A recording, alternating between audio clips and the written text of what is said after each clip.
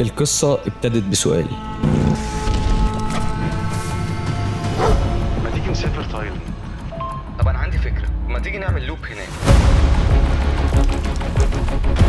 فكرة اللوب إن إحنا بنسافر حوالين كذا مدينة بالموتوسيكلات. الخطة كانت بسيطة، إحنا نسافر على تايلاند، نطلع على مدينة اسمها تشانغ ماي، ناخد موتوسيكلات ونعدي على دوي انثرون، نروح على ماي تشان، نطلع على كون ياون، بعديها ماي هونغ سون، بعدين باي، بعديها نرجع تاني على تشانغ ماي.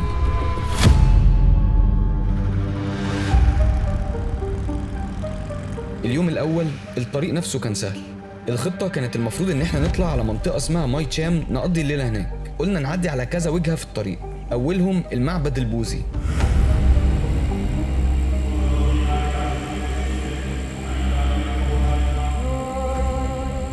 وطلعنا على أعلى قمة فيها، بس للأسف الجو ما كانش مبين الفيو، فكملنا الرحلة.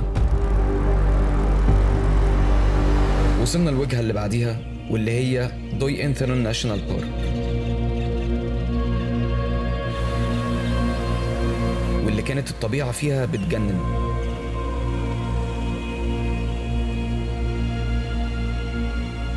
وبعد ساعة ونص سواقة وصلنا أعلى نقطة في الجبل ده، واللي كانت أعلى نقطة في تايلاند كلها، بس للأسف ما كانش فيه فيو برضو بسبب الجو.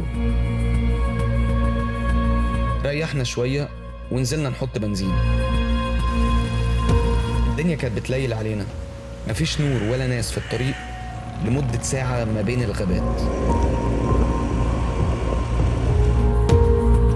لحد ما وصلنا المكان اللي هنقعد فيه، واللي كان في حتة مقطوعة وسط الغابة.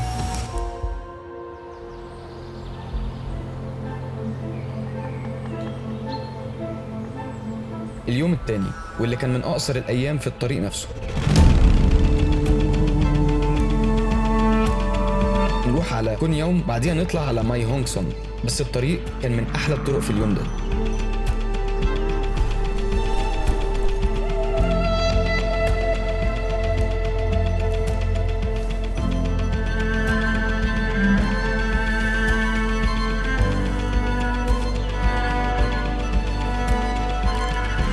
طلعنا على حتة عالية عشان نشوف الفيو، بس برضو معرفناش نشوف حاجة، فكملنا الطريق بسرعة قبل ما الدنيا تليل علينا تاني.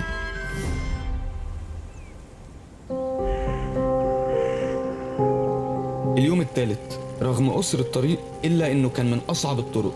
المفروض اليوم ده نبات في منطقة اسمها باي، بس برضو قلنا نعدي على كذا نقطة في الطريق.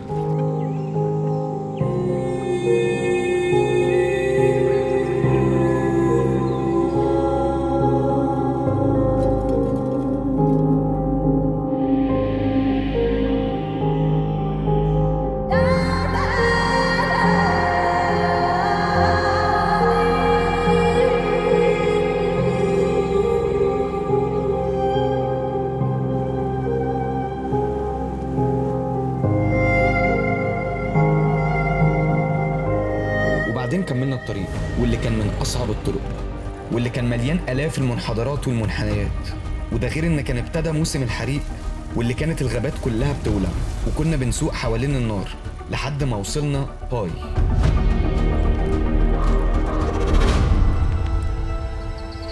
عشان نكمل اللفة اللي عملناها لازم نرجع لنقطة البداية، تشانغ ماي.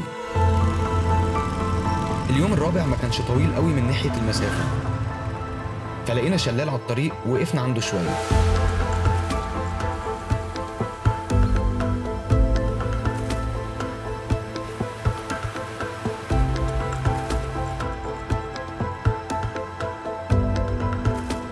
بعديها اتحركنا وأخيراً وصلنا، بس اكتشفنا حاجة، كل وجهة عدينا عليها كانت مش باينة،